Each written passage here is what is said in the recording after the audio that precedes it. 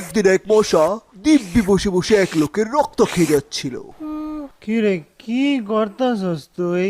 আমার এইডস আছে। মানে আমি HIV পজিটিভ।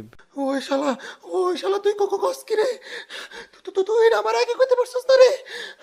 আমার সরাসরি তোরা বাচ্চা, আমার বউ, আল্লাহ গো এখন কি হইব? এখন কে পালবো গো? আমার জামাই গো, তুমি আমারে কেমনে রেখে চলে গেলা গো? আমার বলা দিনারে আনকে ভালবো গো। বাবা, আমি তোমার মৃতদেহ ছুঁয়ে প্রতিজ্ঞা করছি বাবা, আমি তোমার মৃত্যুর বদলা নিয়েই ছাড়বো।